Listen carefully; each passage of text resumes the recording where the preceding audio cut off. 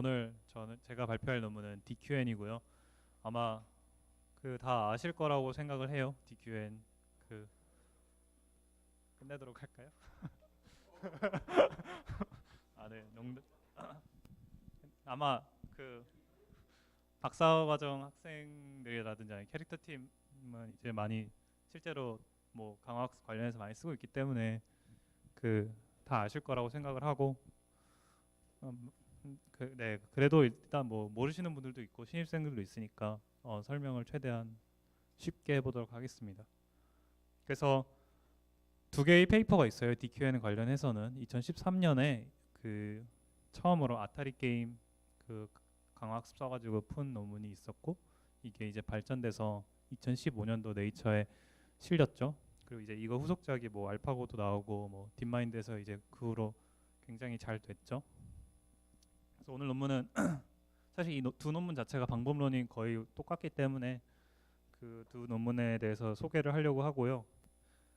뭐 아마 다 이게 어떤 거를 하는 건지는 다 아실 거라고 생각을 해요. 이게 뭐냐면은 이렇게 그냥 게임을 컴퓨터한테 플레이를 시켜보는 거예요. 여기서 어떠한 뭐 매뉴얼하게 알려준 것도 없고 그냥 요 이미지만 보고 컴퓨터한테 게임을 시켰는데, 얘가 처음에는 이렇게 게임을 잘 못하더니 이 알고리즘을 써서 계속 트레이닝을 시키다 보니까 사람 이상의, 사람보다 더 게임을 잘 플레이하게 된다더라. 요 논문이에요.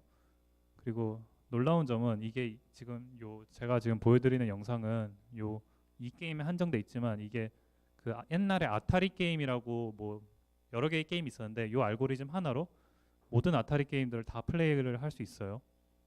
그러면서 이제 여기서 강조했던 거는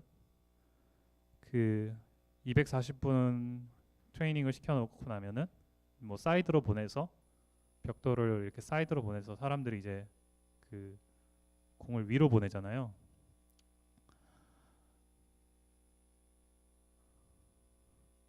네, 이런 식으로 이런 약간 사람들이 쓰는 기술까지 얘가 컴퓨터가 보여주더라.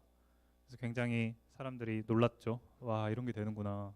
근데 더 놀라운 거는 이걸로 모든 게임을 다 플레이할 수 있다니 엄청나게 놀랍죠. 아무것도 안 해줘도 컴퓨터가 알아서 하니.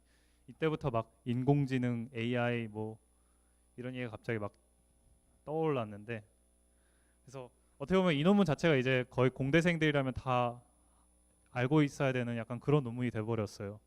그래서 오늘 이 논문 선택한 이유고요. 컨텐츠는 뭐 아마 제 발표의 한 70%가 백그라운드고 한 10%가 메소드, 한 10%, 20%가 리절트, 10%는 보여드렸고요. 그래서 백그라운드를 중심으로 설명하고, 메소드 자체가 굉장히 간단하기 때문에 메소드는 거의 설명이 없어요. 그래서 뭐 석표 형이랑 해광이 형이 사실 강화학습을 더 전반적으로 다뤘지만, 저는 일단 뭐 예제에 들어가면서 조금 쉽게 설명을 해보도록 할게요. 그래서 우리가 게임을 플레이를 한다는 것은 다음과 같이 어떤 시퀀스로 표현을 할 수가 있는데요. 내가 어떤 이미지를 보고 컨트롤러를 뭐 왼쪽으로 움직이던 오른쪽으로 움직이던 가만히 있던 뭐 어떤 액션을 취하죠. 그러면 게임이 그 인풋을 받아들여서 다음 화면을 보여주잖아요. 그러니까 이런 어떤 스테이트 액션이 주어지면 다음 스테이트가 또 나오고, 그리고 또 이제 그 다음 스테이트에서 또 액션을 선택을 하면은 뭐 또 다음 스테이트가 나오고, 뭐 이런 식으로 이제 일종의 시퀀스로 볼 수가 있어요. 그렇죠? 근데 여기서 어느 순간 이제 포인트를 얻었어요. 내가 여기서 딱 포인트를 얻었는데, 그러면은 이렇게 시퀀스가 있는데 내가 여기서 언제 잘해서 이 포인트를 얻은 걸까요? 이런 질문입니다. 이게 포인트를 얻었는데, 그럼 내가 이렇게 게임을 플레이하다 포인트를 얻었는데, 그럼 내가 언제 잘해서 포인트를 얻은 거죠? 맨 S0요? 그쵸. S0 때 사실 공을 잘 쳤기 때문에 얘가 나중에 이렇게 포인트를 얻은 거예요. 근데 컴퓨터는 이게 그렇게 똑똑하지가 않아서 내가 그 전에 잘했나 보다, 바로 전 스텝에 잘했나 보다, 사실 이때는 어떻게 움직여도 포인트를 얻을 거는 거의 확정적인데, 그래서 크레딧을 얘한테 줘버린다는 거죠. 그러니까 내가 이때 잘했나 보다. 그러니까 컴퓨터는 그렇게 생각을 하는 거예요. 그러니까 이제 이런 개념이 리워드인데, 이렇게 리워드를 주면은 사실은 잘한 거는 S0인데 S0 A0인데 얘한테 크레딧을 줘버리면은 화나죠. 그래서 그래서 이제 우리가 value라는 걸 쓴 건데 value는 그러니까는 얘한테 주는 게 아니라 이전에 얘까지 도달하기까지 어떤 이렇게 일련의 그 경험들 있잖아요. 그게 다 좋은 경험이다. 그래서 내가 그런 행동들을 했기 때문에 이 플러스가 됐으니까 거기에 다 그건 좋은 경험이었어라고 이제 알려주는 거예요. 이제 이런 식으로 하는 게 이제 기본적인 강화학습의 컨셉인데, 그래서 우리가 하고자 하는 거는 약간 내가 이때 뭐 오른쪽으로 움직였을 때가 되게 좋은 경험이었어라고 그냥 저장을 해둔 거예요. 그러니까 롱텀 리워드라고 하죠 보통. 그래서 이거를 그냥 다 저장을 해놓는 거예요. 내가 이때 오른쪽으로 움직였었던 건 좋았던 거야. 내가 이때 왼쪽으로 움직였을 땐 좋았었어. 이거를 계속 다 기억을 하는 거예요. 이게 이제 기본적인 그 밸류의 컨셉입니다. 이런 걸 이제 리워드와 다르다는 거죠. 그러니까 밸류는 보신 것처럼 이렇게 다, 리워드는 하나만 이렇게. 클리어하죠? 네.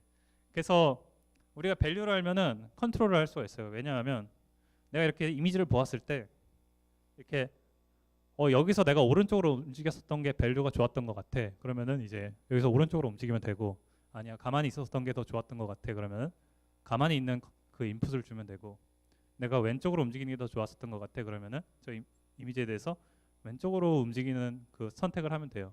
우리가 밸류를 알면은 컨트롤이 가능하다는 거예요. 게임을 플레이가 가능하다는 거예요. 사실 이 밸류 기반으로 문제를 푸는 거는 DP가 있습니다. DP가 다이나믹 프로그래밍이 있는데, 이거는 말 그대로 다 해보는 거예요. 모든 걸 다 해보는 거예요. 시스템적으로 모든 경우의 수를 다 고려해서 내가 다 풀어보는 건데, 근데 좀 효율적으로. 근데 이제 문제가 있죠. 이게 너무 많은 거예요, 경우의 수가. 사실 우리 이미지 생각해 보면은 뭐 210 곱하기 160 사이즈 128 컬러면은 뭐 천문학적인 숫자가 나오죠. 근데 물론 이 경우의 수는 아래 보이는 그림처럼 이 게임에서 도저히 나오지 않을 화면들도 다 고려를 하게 돼요. 근데 컴퓨터는 모르죠. 이게 나올 수도 있잖아요, 사실. 컴퓨터는 뭐 이게 나올 수도 있는 거고, 사실 그건 우리는 알고 있지만 뭐 컴퓨터가 안다고 가정할 수는 없죠. 그러니까 뭐 모든 수에 다 고려해야 되는데, 이런 것들까지 다 고려하면은 사실 문제 스케일이 너무 커지기 때문에 풀 수가 없습니다. 그래서 강학습이라는 거는 샘플링을 하는 거예요. 우리가 게임을 직접 플레이를 해보면서 우리가 접하는 그 어떤 스테이트들만 고려를 하겠다는 거예요. 그래서 그렇기 때문에 이런 우리가 방문하는 스테이트랑 사실 그 스테이트랑은 좀 차이가 있다는 거죠. 이 그림은 제가 좀 임의로 만들어 본 건데요. 보면은 이제 가운데 라인이 빠져 있어요. 실제로 우리가 그 이런 무슨 게임이라고 하죠? 브릭 게임? 브릭 게임을 하면서 저런 상태를 만날 확률이 얼마나 있을까요? 이게 이럴 일은 거의 없겠죠. 아예 없겠죠. 절대 안 일어날 일이죠, 이건. 그러니까 이거는 0이에요. probability. 이런 상황은 고려 안 해도 되는데 DP는 이런 걸 다 고려를 해버린다는 거예요.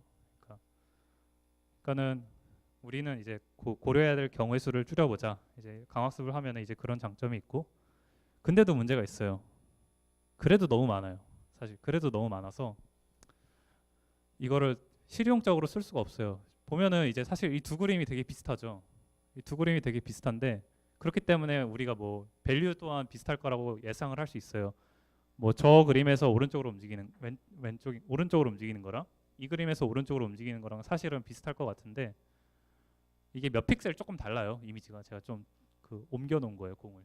살짝 다른데 컴퓨터는 내가 왼쪽에 있었던 상황은 내가 경험해 봤으니까 알아. 내가 오른쪽으로 움직이는 게 좋은 게 알아 라고 생각을 하는데, 이거 몇 픽셀 다른데 이건 모르는 거예요. 이거는 내가 경험을 안 해봤는데 이건 모르겠어 라고 답을 해버리니까 이게 답이 없죠. 그러니까 약간 이런 상황이에요. 내가 지금 이미지 다 똑같아 보이는데 한 픽셀씩 다르거든요. 그러니까 여기 맨 왼쪽에 있는 상황은 얘가 이때는 밸류가 좋았어, 오른쪽으로 움직이는 거 밸류가 좋았어 알고 있고, 거기서 몇 픽셀 다른 애도 이때도 내가 경험을 해봤으니까 오른쪽으로 움직이는 게 좋던데 알고 있어요. 근데 문제는 그 중간은 이건 내가 경험 안 해봤으니까 몰라. 굉장히 답답하죠. 이거 경험해볼 때까지 계속 플레이를 해야지만 얘가 학습을 하는 거예요. 그러니까 이런 거는 이제 불가능하니까 우리가 이렇게 포인트를 테이블처럼 저장하는 게 아니라 다음과 같이 이렇게 뭔가 라인 펑션을 예측하면은 얘네 왼쪽 오른쪽을 알면은 가운데도 대충 좋겠네 이러면서 이제 좀 더 제너럴하게 예측을 할 수 있겠죠. 근데 더 좋은 방법이 있어요. 이걸 네트워크로 표현하면 더 좋겠죠. 왜냐하면 네트워크는 굉장히 함축적이니까. 네트워크는 굉장히 함축적이니까 내가 저 화면에서 오른쪽으로 움직이는 게 좋았니 나빴니 라고 네트워크한테 물어보면 네트워크가 좋았어 나빴어 이렇게 알려주는 거예요. 그게 Q 밸류가 의미하는 거거든요. 그러니까는 그래서 Q 네트워크예요. 딥 Q 네트워크, DQN. 그러면 이제 이걸 어떻게 학습하는지 전체적인 방법론을 설명을 드릴게요. 우선 이렇게 게임을 플레이를 해요. 게임을 플레이를 하면은 이거 이렇게 잘라요. 이렇게 한 스텝 한 스텝. 그럼 이제 한 스텝에 대해서 보면은 여기 인풋이 들어가죠. 네트워크에 인풋이 들어가고 네트워크의 아웃풋은 내가 이게 경험이 좋았는지 나빴는지 이렇게 네트워크 트레이닝을 시키면 돼요. 자 이게 DQN 이해 다 되셨죠? 근데 사실 이게 한 20년 전부터 나왔던 방법인데 이게 잘 안 돼요. 그러니까 이게 슈퍼바이즈 러닝처럼 됐는데 사람들이 사실 이 DQN 전에도 수도 없이 이 방법을 많이 해봤죠. 아 이러면 좋겠다, 진짜 이러면 최고일 텐데라고 한 20년 전부터 이거 했는데 네트워크가 옵티마이저가 전혀 안 되는 거예요. 왜 안 되냐면 약간 이런 거예요. 약간 예를 들어서 지금 우리가 인풋을 x라고 아웃풋을 y라고 했을 때 예를 들어서 뭐 개 이미지 뭐 x를 주고 x 제로에 대해서 뭐 항상 뭐 이렇게 얘기를 할게요. 개 이미지를 주고 고양이 이미지를 주고 이제 클래시파이를 하는데 어떤 이미지를 계속 주는데 이거 계속 개라고 말을 하는데 어느 순간 갑자기 이거 사실 개 아니야 고양이야 이렇게 알려주는 거예요. 그러니까 x, y가 픽스가 된 게 아니라 y가 계속 바뀌어요. 그러니까 네트워크가 화가 나죠. 이게 그러니까 딱 샘플이 픽스가 돼 있어야 되는데 데이터 샘플이 계속 변하니까 네트워크가 컨버지를 안 한다는 거예요. 그리고 또 문제점은 그러니까 네 약간 그러니까 이게 그 경험적으로 그 배우잖아요. 강학습은 경험적으로 하는데 이런 거죠. 내가 이렇게 행동했었는데 이게 이렇게 행동하는 게 지금은 좋은 것 같아라고 하는 거예요. 근데 알고 보니까 안 좋은 거였어요. 그러니까 슈퍼바이즈 러닝을 하고 있는데 우리가 어떤 네트워크한테 너 이렇게 오른쪽으로 가는 게 좋아. 너 이렇게 오른쪽으로 가는 게 좋아하는데 계속 오른쪽으로 가다 보니까 갑자기 뭐 낭떠러지가 있었어요. 몰랐는데. 그럼 되게 오른쪽으로 가는 게 안 좋은 거잖아요, 사실. 근데 네트워크는 이미 어느 정도 트레이닝이 돼 버렸는데 그 트레이닝된 네트워크한테 너 이제 오른쪽으로 가지 마. 왼쪽으로 가는 게 사실 좋아라고 말하면은 굉장히 혼란스러워진다는 거예요. 그러니까는 이런 거죠. 약간 애한테 네 모르는 거예요. 이게 나쁜 줄. 네.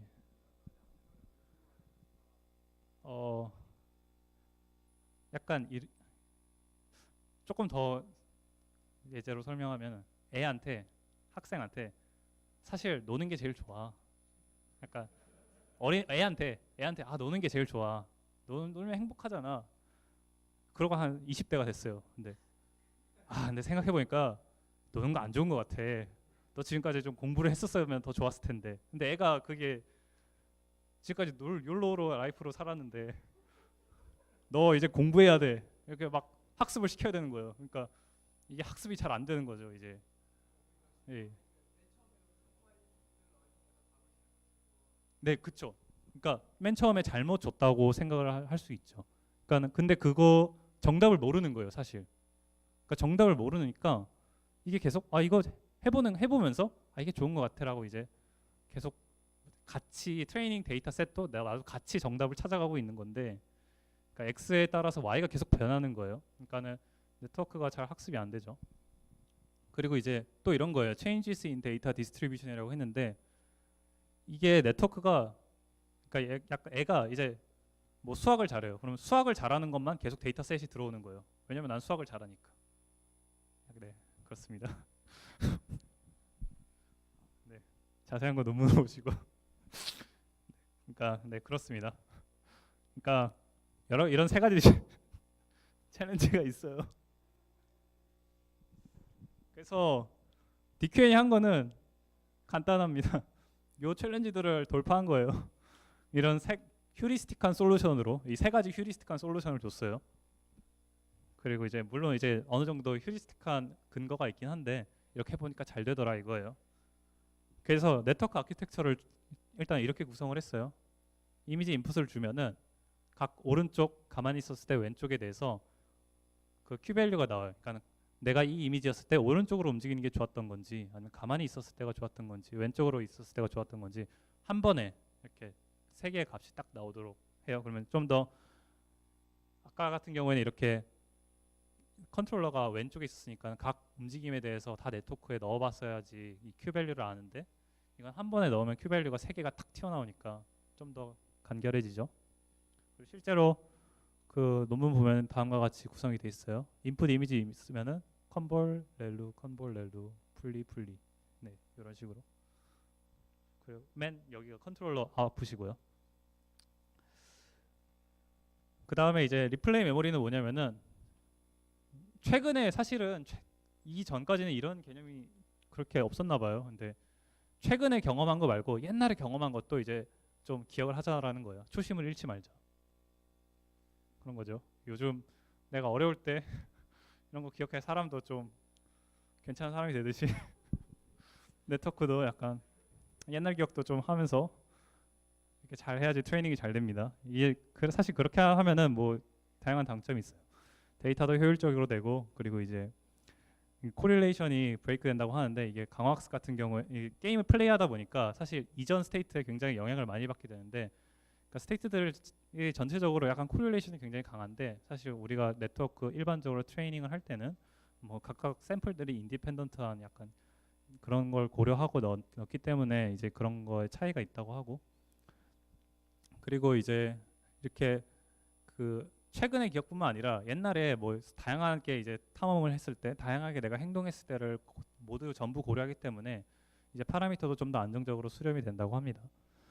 그리고 이제 또 하나로는 마지막 픽스 타겟인데 이거는 좀 정확 말하자면은 이제 우리가 x, y를 할 때 y가 계속 시도 때도 없이 변하거든요. 사실 내가 x 저 네트워크 파라미터 세타를 바꿀 때마다 이 y가 시도 때도 없이 변하니까 아 너무 시도 때도 없이 변하지 말고 그래도 한 뭐 1000번 업데이트까지는 얘를 좀 픽스 시켜놓고 1000번 업데이트 끝나면은 다시 동기화시키고 뭐 이런 식으로 이제 네 그게 픽스드 타겟입니다. 그래서 이 논문의 포인트는 이거예요. 이렇게 트레이닝을 해봤더니 거의 모든 이게 다 게임인데 다 게임 이름인데 이제 기존 거는 압도하고 있고 심지어 사람보다도 잘한다. 이 라인이 휴먼 레벨이에요. 휴먼 레벨. 그래서 휴먼 레벨보다도 아웃퍼폼 할 수 있다. 뭐 이런 게 논문의 요점이고 단점도 있어요. 이게 보면은 그 사실 이게 휴리스틱한 솔루션이고 뭐 이렇게 해보니까 잘 된다. 약간 이런 느낌이에요. 그래서 이게 포인트인데 포인트가 점점 막 올라갔다 떨어졌다 올라갔다 떨어졌다 하면서 이렇게 점점 올라가긴 하는데 사실 예를 들어서 이 그림에서도 뭐 여기가 없으면 갑자기 막 확 떨어지는 것 같잖아요. 그러니까는 굉장히 혼란스럽죠. 저희가 보기에. 그러니까 이런 문제가 있어요. 그러니까 내가 이게 업데이트가 잘 되고 있나 안 되고 있나 뭔가 내가 학습이 잘 되고 있나 안 되고 있나 이런 좀 그 이게 좀 그 확실하게 알 수 없을 수도 있고 헷갈리기도 하고 그리고 실제로 저런 것 때문에 좀 학습이 느리다고 합니다. 그래서 뭐 있습니다. 그러니까 그 논문은 안 나오는데 그 후속 연구들에서 사실 이게 문제이기 때문에 우리는 뭐 네트워크 구조를 바꾼다든지 아니면은 그 DQN에서 이제 DQN의 그 베리언트들이 굉장히 많거든요. 2015년 이후로 엄청나게 많은데 이런 문제를 해결한 논문들도 있고 근데 완벽하게 해결된 건 아니고 어쨌건 이런 것들을 계속 강화학습 쪽에서는 이제 이런 것들을 좀 더 개선하고자 노력을 계속 하고 있는 걸로 알고 있습니다. 좌우요? 어떤 거죠? 이거요? 각 게임이에요. 다 에버리지 액션 밸류인데 에버리지 스코어 퍼 에피소드, 에버리지 스코어 퍼 에피소드 액션 밸류인데 네, 그랬던 것 같아요. 네, 정확하게 기억은 안 난. 네, 네. 그래서 보면은 사실 근데 이렇게 포인트가 자글자글하다. 그래서 뭐 이제 딥마인드 요즘 뭐 하고 있나 봤더니 이거 1년 전 영상인데 요즘 이때는 아타리로 시작했는데 요즘에는 스타크래프트로 2로 이제 게임을 플레이를 하고 있다고. 이게 알파고 다음에 뭐 스타2 한다 뭐 이런 얘기 있었는데 사실 좀 트레이닝 된 거 보면 실제 게임 플레이하는 것처럼 보여요. 이게 아직 프로 레벨은 아닌 것 같은데 어느 정도 성과는 있었던 것 같고, 뭐 최근에는 뭐 오픈 AI에서 도타가 뭐 프로 게임을 이겼다라고 하는데 다 사실 이 DQN을 기반으로 뭔가 한 걸로 알고 있어요. 그러니까 DQN을 시작으로 이제 이런 것들이 연구가 시작이 됐죠.